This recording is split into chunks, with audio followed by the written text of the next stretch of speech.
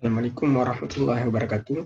Nama saya Muhammad Rifki Alfitra. Saya mahasiswa Fakultas Kedokteran jurusan Pendidikan Dokter dari kelas A08 angkatan 2020.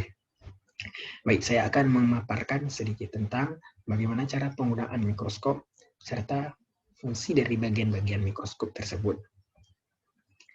Dan kita akan mulai dari bagian-bagian kaki. Bagian kaki mikroskop terlebih dahulu. Itu termasuk dalam bagian-bagian mikroskop. Jadi bagian kaki ini sangat berfungsi untuk berdiri atau menopangkan sebuah mikroskop. Jadi bentuk dari bagian-bagian kaki mikroskop ada beberapa bentuk, seperti bentuk tapal kuda, berbentuk bulat atau pipi, tergantung dari mikroskopnya. Selanjutnya ada tiang. Tiang adalah bagian mikroskop yang menghubungkan kaki dengan tangkai mikroskop. Jadi di tiang ini terdapat engsel untuk menggerakkan mikroskop, bisa ke depan, ke atas, ke bawah, dan ke belakang. Selanjutnya ada tangkai. Tangkai ini terletak di antara tubus dan kaki pada mikroskop. Jadi di tangkai ini kita bisa memegang untuk menggerak-gerakkan mikroskop. Selanjutnya ada sekrup. Sekrup terbagi dua, yaitu sekrup kasar dengan sekrup halus. Sekrup kasar terletak di atas tangkai, terletak di atas bagian atas tangkai, sedangkan sekrup halus terletak di bagian bawah tangkai. Fungsinya yaitu sekrup atas berfungsi untuk menggerakkan tubus agar bayangan benda terlihat dengan jelas, sedangkan sekrup halus berfungsi untuk menggerakkan bayangan benda juga, tetapi dia bekerja setelah sekrup kasar bekerja. Atau fungsi lainnya yaitu untuk memperjelas bayangan dari benda yang akan diamati. Selanjutnya ada meja benda. Meja benda berfungsi untuk meletakkan preparat yang akan diamati. Dan di tengah-tengah meja benda tersebut terdapat sebuah lubang untuk masuk cahaya. Selanjutnya ada penjepit. Di meja ini terdapat penjepit preparat. Jadi fungsinya untuk menjepit preparat agar preparat tidak goyang, tidak jatuh, atau tidak tergeser saat kita amati. Selanjutnya ada teropong. Teropong di sini. Di teropong terdapat lensa okuler dan lensa objektif di bawah.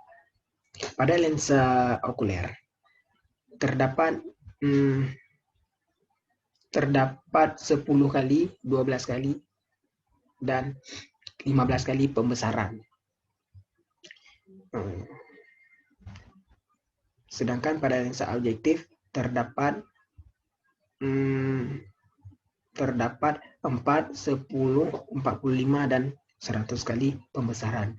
Dan di lensa objektif tersebut ada revolver yang berguna untuk memasangkan lensa objektif ke dalam lubang tersebut. Jadi di revolver ada 3 atau 4 lubang yang bisa disesuaikan. Selanjutnya kita masuk ke dalam bagian alat penerangan dari mikroskop, yaitu ada cermin. Cermin berbentuk lingkaran bulat. Pada cermin terdapat bagian cermin yang datar dan bagian cermin yang cekung. Bagian cermin yang cekung memudahkan untuk masuk cahaya yang lebih baik. Yang selanjutnya ada diafragma. Diafragma itu tepat berada di bawah meja benda. Fungsinya untuk mengatur masuk dan keluarnya cahaya. Jadi kita bisa mengatur cahaya agar masuk ke dalam lubang meja benda ke preparat yang diamati. Bisa diatur di diafragma.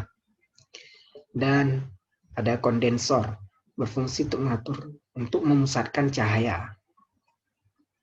Kondensor bisa digerakkan ke atas dan ke bawah.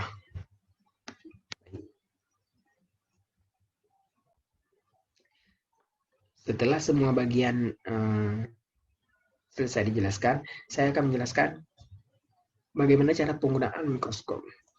Jadi yang pertama, menempatkan mikroskop pada meja dengan posisi yang benar. Setelah menempatkan mikroskop dengan meja dengan posisi yang benar.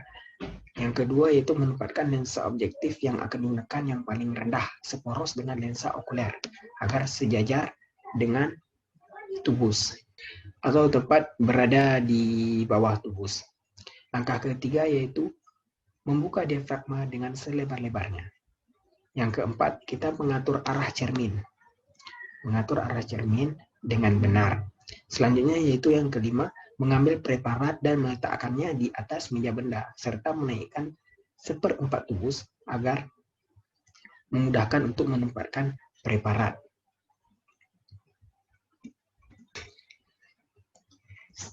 Langkah kelima yaitu mengatur posisi langkah keenam yaitu mengatur posisi preparat dengan menggerakkan skrup meja benda sehingga preparat tepat berada di bawah lubang meja benda.